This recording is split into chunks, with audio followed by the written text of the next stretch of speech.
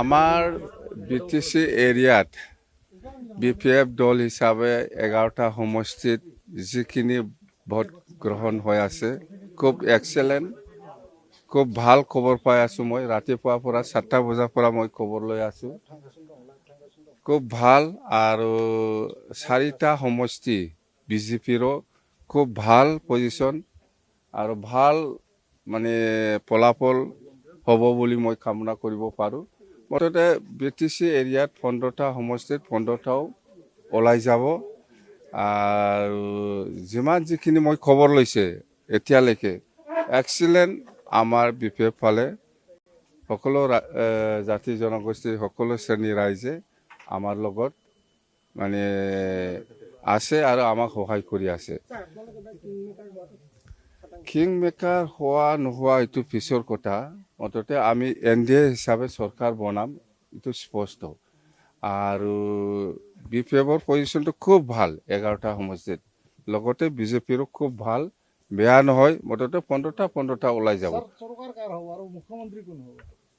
চৰকাৰটো NDA হ'ব আৰু মুখ্যমন্ত্ৰী ডক্টৰ হিমন্ত বিশ্ব শৰ্মা ডাঙৰীয়া হ'ব, এইটো স্পষ্ট। তামোলপুৰত ময়ো শুনিছোঁ হিংসা হৈছে বুলি। সেইটো কি কাৰণত হৈছে, কেনেকৈ হৈছে, সেইটো তদন্ত হ'ব। যোনে দোষী সি শাস্তি পাব লাগে, কথা সেইটোৱে। নাই, সেইটো পিছৰ কথা। ৰিজাল্টটো ওলাওক। ইয়াৰ পিছত আমি চাম কোনে মন্ত্ৰী হয় নহয়, আমি কিমান মন্ত্ৰী ল'ম নল'ম, সেইটো ৰিজাল্ট ওলোৱাৰ পিছত NDA হিসাবে আমি আলোচনা করিম, स्पष्ट हुई तो नहीं। वोडकास्ट किया मैंने, वो बहुत अच्छा से वोडकास्ट किया। वो देखो सारा BTC इलाका में हमारा जो NDA का जो 15 सीट है BTC इलाका में बहुत अच्छा है। मैंने सुबह से बात कर रहा है सभी लोगों से, सब जाति जनगोष्ठी सब संप्रदाय का आदमी हमारे साथ है, हमको मदद कर रहा है। वही है हमारा पोजीशन बहुत अच्छा है।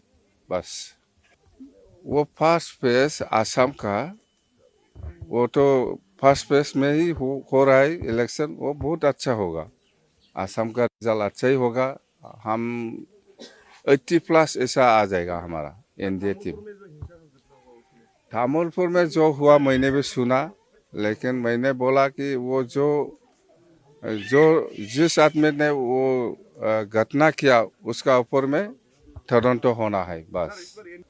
NDA तो कन्फर्म, NDA कन्फर्म 100% कन्फर्म है और chief minister doctor Himanta Biswa Sarma ji ने होगा बस।